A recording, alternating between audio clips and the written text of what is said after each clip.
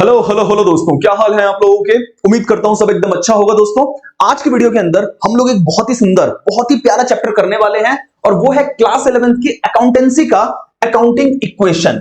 ये है हमारी डीके गोयल बुक के अकॉर्डिंग चैप्टर नंबर 6। आप कोई भी बुक फॉलो कर रहे हैं कोई दिक्कत नहीं है, इस हिसाब से पढ़ाया जाएगा कि आप यहां पे समझ लो, उसके बाद अपने रिस्पेक्टिव बुक में आप प्रैक्टिस करना, आपको कहीं दिक्कत नहीं आने वाली है। ठीक है ना।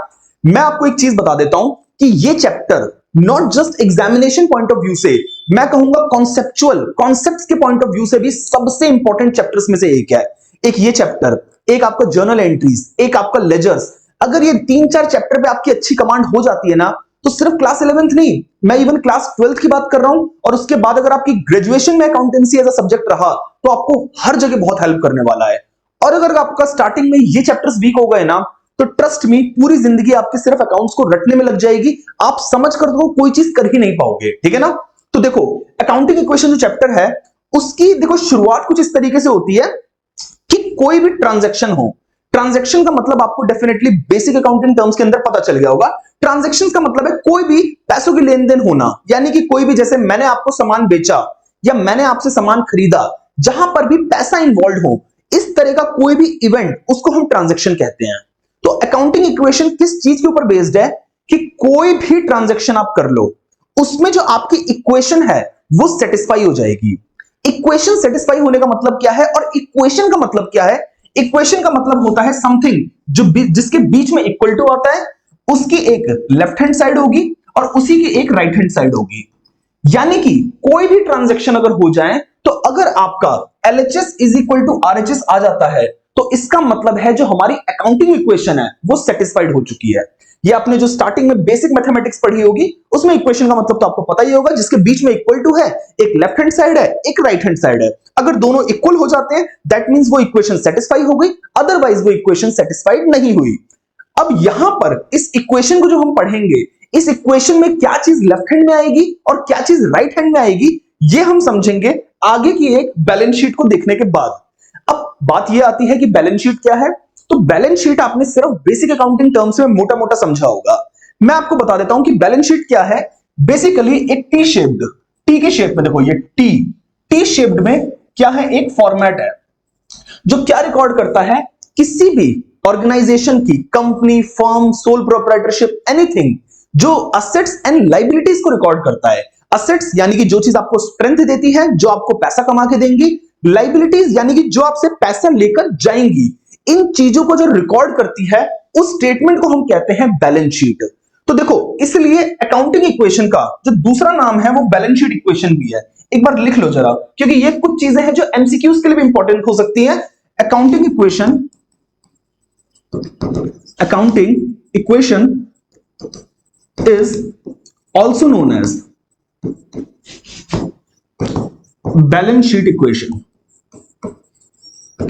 हम सब तरह के क्वेश्चंस करेंगे, प्रैक्टिकल भी, और जहां थ्योरी का बनेगा वहां भी हम लोग एमसीक्यूज वगैरह के लिए डील करते रहेंगे साथ में, कोई टेंशन वाली बात नहीं है। अब जरा देखो, यहां पे मैंने बैलेंस शीट इक्वेशन तो बता दिया, और जो इक्वेशन अकाउंटिंग हम लोग समझेंगे वो इस बैलेंस शीट से डिराइव होगी। मेरी बात ध्यान से सुनो, आपने 2-3 चीजें पढ़ी होंगी, एक है लायबिलिटीज, एक है कैपिटल और एक है एसेट्स।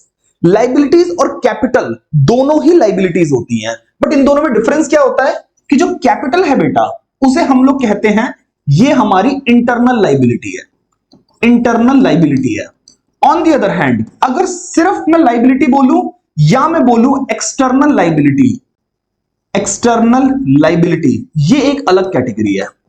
यानी कि अगर फर्म के पॉइंट ऑफ व्यू से देखें, जो बिजनेस है उसके नजरिए से देखें, तो जिन लोगों को पैसा देना है बिजनेस को, वो सारी लायबिलिटी साइड में आएंगी।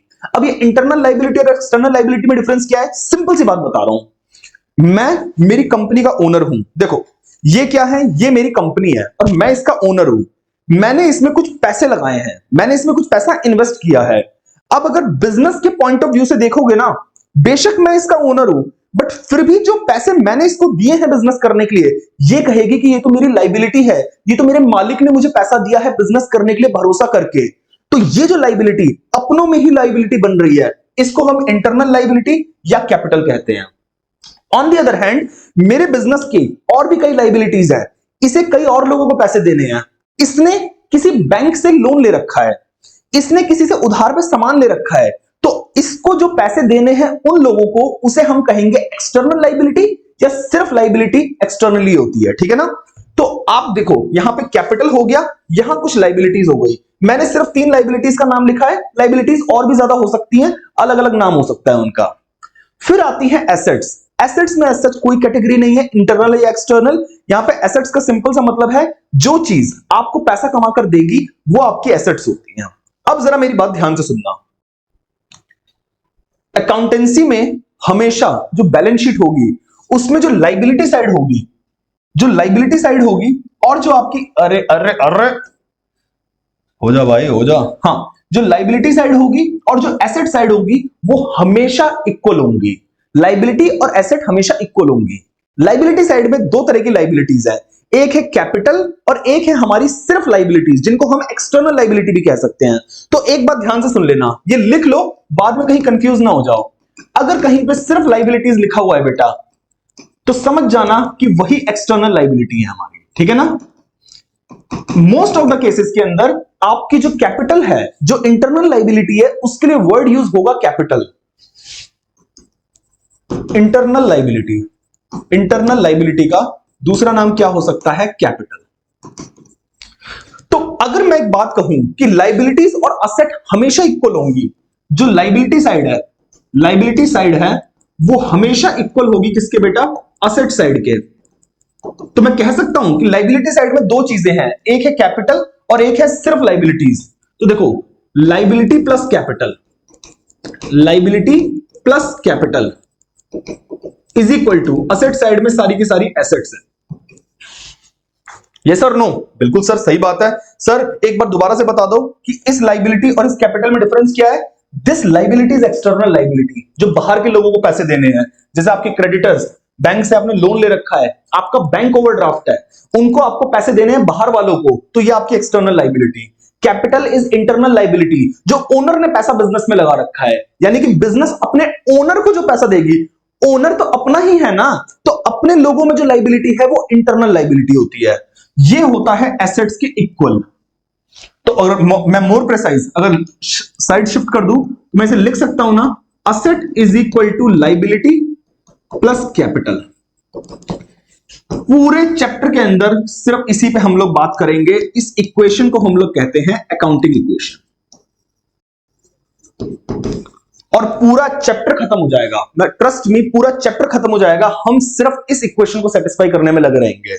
और यही इक्वेशन कहती है कि दुनिया की कोई भी ट्रांजैक्शन हो जाए, कोई भी ट्रांजैक्शन हो जाए, मैंने आपसे पैसा उधार लिया, मैंने आपको पैसा उधार दिया, मैंने आपसे सामान खरीदा, मैंने आपको सामान बेचा, इतने में खरीदा, इतने में बेचा, इतना प्रॉफिट, इतना लॉस, कोई भी ट्रांजैक्शन हो जाए किसी भी तरह की, ये इक्वेशन सेटिस्फाई जरूर होगी। लेफ्ट हैंड साइड और राइट हैंड साइड इक्वल हमेशा आएंगी। कैसे आएंगी वो एक बहुत मजेदार जर्नी है जो आप मेरे साथ पूरी करोगे। पर आई कैन एश्योर यू, अगर आपने जो वीडियोस की हम सीरीज बनाएंगे, अगर ये पूरी अच्छे से देख ली, आप किसी को पढ़ाने लायक हो जाओगे, ये मेरी गारंटी है आप लोगों से, ठीक है ना। तो ये इक्वेशन आप अपने बिल्कुल दहन, बिल्कुल जैसे हनुमान जी के सीने में सिया और राम जी थे ना, वैसे ही आप अपने सीने में ये इक्वेशन बसा लो, आपकी बात बन जाएगी, ठीक है ना। तो asset is equal to liability plus capital. Liability मतलब एक्सटर्नल लाइबिलिटी, कैपिटल मतलब इंटरनल लाइबिलिटी। आओ जी आगे चलें क्या। अब देखो, इसे पढ़ने के 2 तरीके हैं।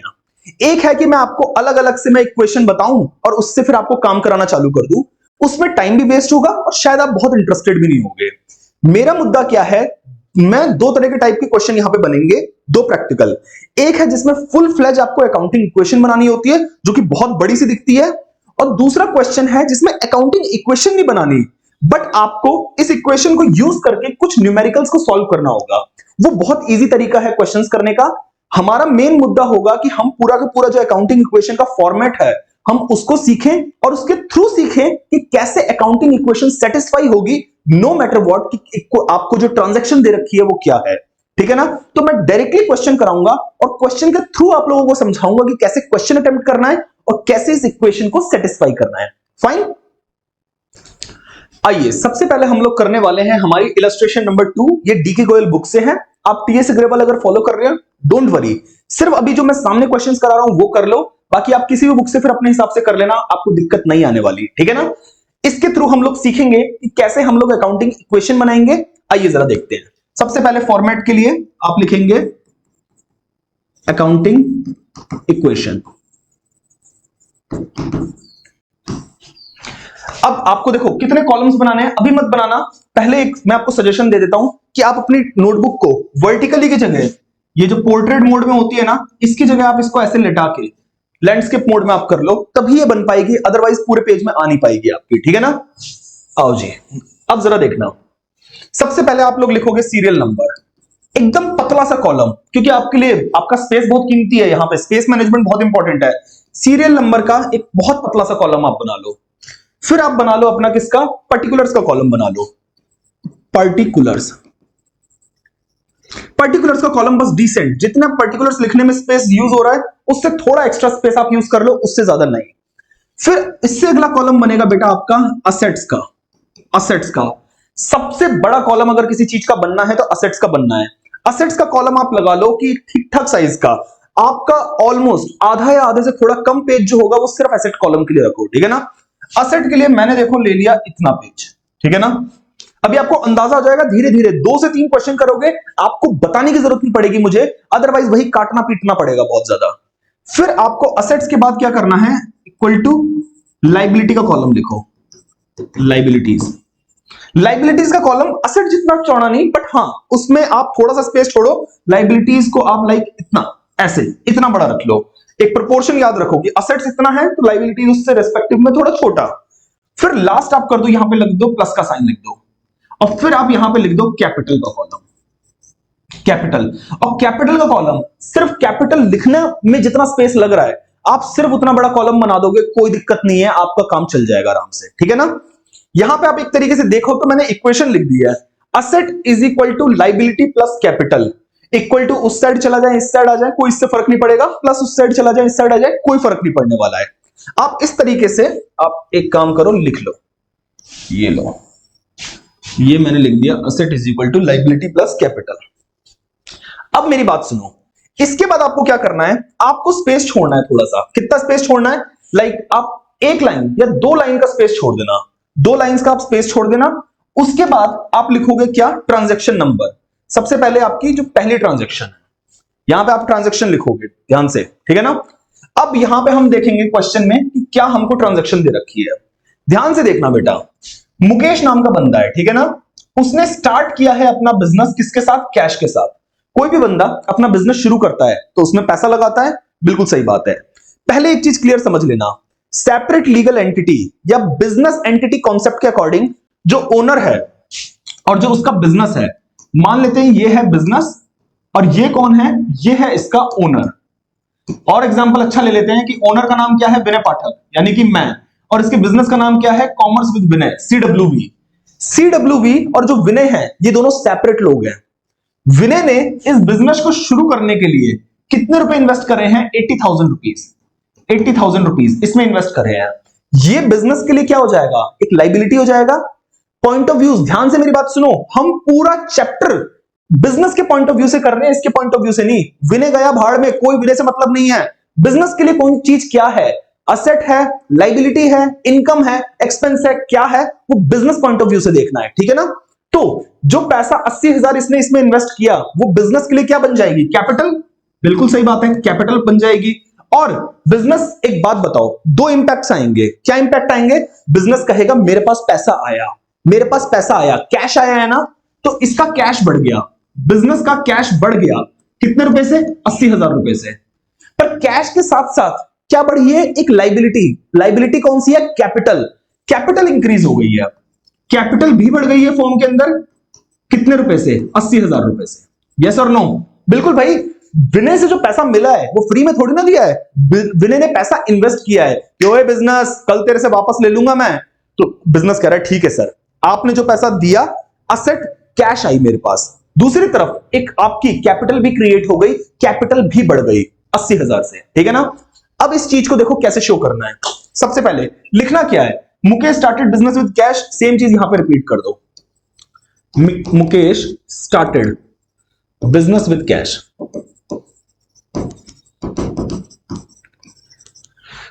असेट, सबसे पहले असेट कौन सी बढ़ी है, देखो असेट का नाम क्या है, कैश। अब यहां पे आपको जो 2 लाइन छुड़वाई थी मैंने उसमें आप क्या लिखोगे, उसमें आप लिखोगे यहां पे कैश, कैश नाम लिख दो असेट का। कैश कितने से बढ़ी है बेटा, कैश हमारी बढ़ी है, इसमें लिख दो प्लस 80,000 से बढ़ी है, 80,000 से कैश बढ़ा है, हाँ या ना, बिल्कुल सर। उसके बाद लाइबिलिटीज, एक्सटर्नल लाइबिलिटीज में कोई फर्क पड़ा है, कुछ फर्क नहीं पड़ा है भाई, ओनर ने बिजनेस को पैसा दिया है तो इंटरनल लाइबिलिटी है, यानी कि कैपिटल बढ़ी है, तो बिल्कुल इसकी सिधाई में यहां पे भी प्लस कर दो 80,000, क्योंकि 80,000 से कैपिटल भी बढ़ी है हमारी असेट्स में कैश बढ़ी है और वहां पे हमारी कैपिटल बढ़ी है। हमने दोनों चीजों को यहां पर दिखा दिया है तमीज से।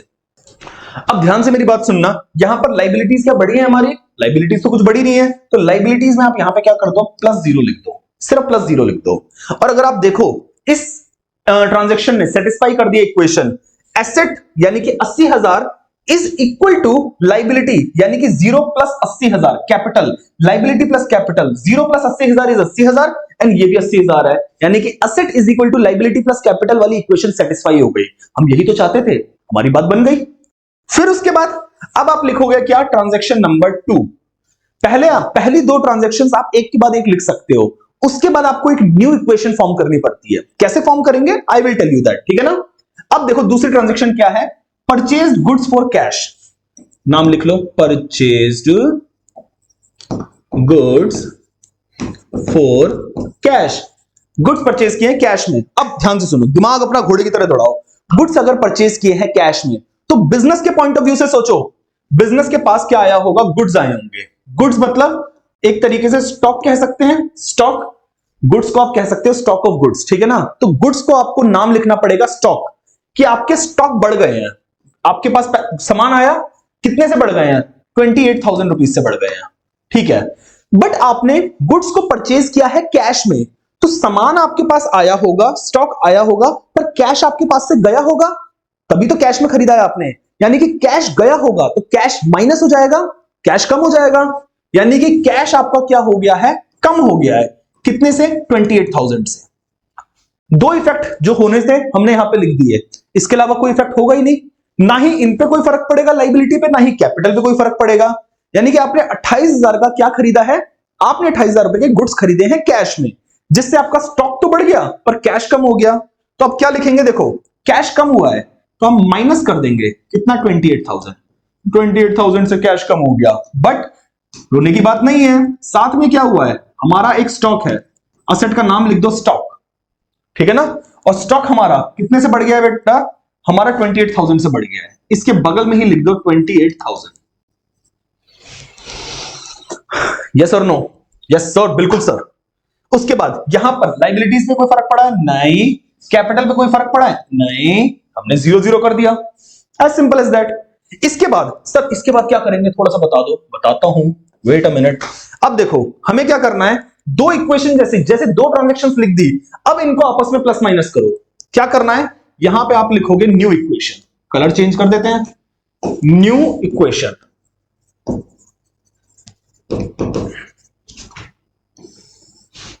न्यू इक्वेशन देखो क्या आएगी, न्यू इक्वेशन है, अरे रुकना यार, हाँ, 80,000 माइनस 28,000 कितना हो जाएगा, 80 माइनस 20 60, 60 माइनस 8 52, ये हो जाएगा प्लस 52,000। फिर यहां पे इधर भी +0 कर दो, कोई स्पेस खाली नहीं होना चाहिए। ऊपर वाली ट्रांजैक्शन में स्टॉक पे कोई फर्क नहीं पड़ता, इसलिए +0 लिखना जरूरी है, ठीक है ना। 0 + 28,000 इज 28,000, ठीक है सर। फिर यहां पर 0 + 0 इज +0 इटसेल्फ, और इक्वल टू का साइन भी यहां पे लगे हाथों लगवा हर स्टेप में, ठीक है ना। और यहां पर 80,000 + 0 कितना हो जाएगा, +80,000 हो जाएगा। यस और नो सर, यस बिल्कुल सही कह रहे हो सर आप, यहां पे बात समझ आ रही है। अब जरा देखो न्यू इक्वेशन में चेक करेंगे क्या asset is equal to liability plus capital वाली इक्वेशन सेटिस्फाई हुई है नहीं हुई है। ध्यान से देखो, असेट क्या है, 52,000 + 28,000, आप करोगे तो 80,000 आ जाएगा।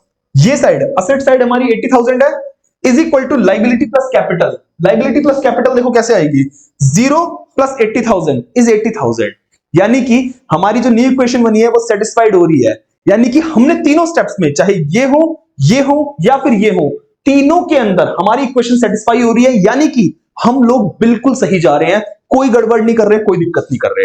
क्या आपको बात समझ आ रही है। समझ आ रही है ना? सच बताना, लाइक कर दो वीडियो फटाफट से। अब बेटा आ जाओ, अगली अगली अगली आगे चलते हैं, रुकने का समय नहीं है हमारे पास। अब हम करेंगे तीसरी ट्रांजैक्शन की बात। तीसरी ट्रांजैक्शन, इसे और स्ट्रेच करते हैं आगे। तीसरी ट्रांजैक्शन देखो क्या कह रही है। तीसरी ट्रांजैक्शन कह रही है बेटा कि आपने परचेज करे हैं goods on credit. I hope आपको दिख रहा होगा, परचेज गुड्स ऑन क्रेडिट कितने का खरीदे हैं? 20,000 रुपए, 20,000 रुपए के। थोड़ा छोटा हो गया, आई एम सॉरी, बट आप एक बार देख लो। चलो, परचेज गुड्स ऑन क्रेडिट कितने रुपए का? 20,000 का खरीदा है। ठीक है सर, समझ आ गई बात। अब जरा इसका क्या ट्रीटमेंट होगा, इससे क्या इफेक्ट पड़ेगा, ध्यान से देखो। गुड्स खरीदे हैं क्रेडिट पे, यानी कि उधार में, उधार पे खरीदे हैं। ठीक है, बिजनेस कह रहा है कि हमारे पास ना गुड्स आए हैं, गुड्स यानी कि स्टॉक। तो स्टॉक हमारा क्या हो रहा है? इंक्रीज हो रहा है। कितने से? गुड्स खरीदेंगे तो स्टॉक इंक्रीज होगा। 20,000 रुपीज से स्टॉक इंक्रीज हुआ है, प्लस 20,000। पर आपने उधार पे खरीदा है, इस बार आपने कैश में नहीं खरीदा, आपने उधार पे खरीदा है। अगर आपने किसी से गुड्स उधार पे खरीदे तो स्टॉक बढ़ गया, पर सामने वाले से उधार पे खरीदा है तो आपको पैसे देने पड़ेंगे ना, यानी कि वो बंदा तो लाइबिलिटी है। सर कौन सी लाइबिलिटी है, इंटरनल या एक्सटर्नल? अबे एक्सटर्नल लाइबिलिटी है। क्यों सर? इसको हम क्रेडिटर कहते हैं। जब हम किसी से गुड्स उधार पर खरीदते हैं तो हम उसको वर्ड यूज करते हैं क्रेडिटर, और ये एक एक्सटर्नल लाइबिलिटी होती है। इंटरनल लाइबिलिटी या कैपिटल सिर्फ ओनर से रिलेटेड होती है और कोई बंदा इसमें इन्वॉल्व नहीं हो सकता। ठीक है ना? तो देखो यहां पर हमारा स्टॉक इंक्रीज हुआ 20,000 से, और हमारे क्रेडिटर्स जो कि एक लाइबिलिटी है वो भी इंक्रीज हो जाएगी। कितने से? 20,000 रुपए से। स्टॉक भी इंक्रीज होगा 20,000 से, क्रेडिटर भी इंक्रीज होगा 20,000 से, और कुछ इंक्रीज नहीं होगा। यानी कि अब हम इसको क्या लिखेंगे? Purchased goods on credit. Purchase goods on credit. सबसे पहले स्टॉक इंक्रीज करेंगे, स्टॉक इंक्रीज कर देंगे, प्लस कर देंगे 20,000 रुपए। ठीक है, और यहां पे कैश में कोई फर्क नहीं पड़ेगा, प्लस 0 कर दिया। इक्वल टू की जगह इक्वल टू लिख दिया। लाइबिलिटीज, अब ध्यान से सुनो, लाइबिलिटीज क्या बनेंगी? एक नई लाइबिलिटी बनाएंगे। लाइबिलिटी का नाम क्या रख देते हैं बेटा? क्रेडिटर रख देते हैं। लाइबिलिटी का नाम हो जाएगा क्रेडिटर। क्रेडिटर्स, जिस बंदे से हम उधार पे सामान खरीदते हैं उसको क्रेडिटर बोलते हैं, और जिसको उधार पे सामान बेचते हैं उसको डेटर बोलते हैं। ठीक है ना? 20,000 से हमारे क्रेडिटर्स भी इंक्रीज हो जाएंगे। ऊपर 000 इसी दिन के लिए किया था कि बाकी किसी ट्रांजैक्शन में क्रेडिटर्स से फर्क नहीं पड़ा था, बट अब यहां पे पड़ने वाला है। ठीक है ना? कैपिटल पे कोई फर्क पड़ेगा? कोई फर्क नहीं पड़ेगा, कोई लेना देना ही नहीं है, यानी कि यहां पे प्लस 0 हो जाएगा। बस खत्म। इसके बाद आपको क्या करना है? इसके बाद आपको लिख देनी है नीचे new equation. New equation, new equation आपने करी। अब देखो जरा, हर न्यू इक्वेशन के बाद एक ट्रांजैक्शन, फिर न्यू इक्वेशन। सिर्फ पहली 2 ट्रांजैक्शन जो हैं उनको प्लस करके एक न्यू इक्वेशन फॉर्म कर दो, उसके बाद हर ट्रांजैक्शन के बाद न्यू इक्वेशन बनेगी। अब कैसे बनाएंगे? यहां देखो, अब इसको और इसको प्लस करना है, न्यू इक्वेशन प्लस अगली ट्रांजैक्शन। 52,000 plus 0 is plus 52,000। फिर 28,000 प्लस 20,000 कितना हो जाएगा? ये हो जाएगा प्लस 48,000। फिर उसके बाद 0 प्लस 20,000 इज 20,000 प्लस 20,000, और लास्ट में प्लस 80,000 प्लस 0 80,000। अब खत्म। अब चेक करेंगे कि हमारी जो इक्वेशन है वो सेटिस्फाइड हो रही है नहीं हो रही है। देखना जरा, asset is equal to liability plus capital. Asset कितनी है? 52 plus 48, 50 plus 40 90, 90 plus 2 plus 8 1 lakh. Asset side आ रही है 1 लाख, और लाइबिलिटी प्लस कैपिटल मिला के कितना आ रहा है? 20 प्लस 80 1 लाख। यानी कि asset is equal to liability plus capital. Again सही, कोई दिक्कत ही नहीं है, इक्वेशन सेटिस्फाई हो रही है। मजा आ रहा है सर, आपको आ रहा है मजा? मुझे तो आ रहा है। अब बारी आती है हमारी फोर्थ ट्रांजैक्शन की। फोर्थ ट्रांजैक्शन देखो क्या है, आपको दिखा देता हूं पहले जूम आउट करके। फोर्थ ट्रांजैक्शन कह रही है बेटा कि आपने परचेज किया है फर्नीचर। असेट का नाम है फर्नीचर, कैश में खरीदा है 6,000 रुपए का। आपने फर्नीचर परचेज किया है कैश में, कितने रुपए का? 6,000 रुपए का। अच्छी बात है। इससे क्या इंपैक्ट आया होगा? ध्यान से सोचो, ध्यान से सोचो। फर्नीचर परचेज किया तो बिजनेस कहेगा कि हमारे घर में ना फर्नीचर आया है, सॉरी हमारे ऑफिस में फर्नीचर आया है। तो फर्नीचर क्या हो जाएगा? इंक्रीज हो जाएगा। फर्नीचर बढ़ जाएगा किसके पास? बिजनेस के पास। कितने रुपए से बढ़ जाएगा बेटा? 6,000 रुपीज से। अगर बिजनेस ने कहा कि हमने ना फर्नीचर को कैश में खरीदा है, तो यार 6,000 रुपए हमारे अकाउंट से कट गए, या फिर हमारे कैश जो है ना 6,000 रुपए से कम हो गए। हमने कहा ये दूसरा इंपैक्ट भी तो बताओ। यानी कि जो कैश है वो क्या हो रहा है, कम हो रहा है। कितने रुपए से? 6,000 रुपए से। इसके अलावा कोई फर्क पड़ेगा? कोई फर्क नहीं पड़ेगा। ये दिमाग का खेल है, ये मजा आएगा, ये एक खेल है ये एक तरीके से, ठीक है ना। एंजॉय करो इस चीज को। फर्नीचर परचेज किया है कैश में 6,000, फर्नीचर बढ़ जाएगा 6,000 से, कैश कम हो जाएगा 6,000 से। आओ जरा देखते हैं इसका इक्वेशन पे क्या इंपैक्ट आएगा। इक्वेशन पे इंपैक्ट देखो बेटा इस प्रकार आएगा। पहले तो आप लिखोगे ट्रांजैक्शन, ट्रांजैक्शन है फोर्थ, और यहां पे लिख दोगे purchase furniture for cash, purchase furniture for cash. ध्यान से देखो, कैश कम हो रहा है 6,000 से, तो आप क्या करोगे, 6,000 कैश में से माइनस कर दोगे। यस सर, 6,000 कैश में से माइनस कर दो। स्टॉक पे कोई फर्क पड़ रहा है क्या? इस ट्रांजैक्शन से स्टॉक पे कोई फर्क नहीं पड़ रहा, +0 कर दो, ठीक है ना। फर्नीचर जो कि एक असेट है वो बढ़ रही है, यानी कि एक नई असेट आई, उस असेट का नाम क्या है? फर्नीचर। बगल में लिख लो फर्नीचर।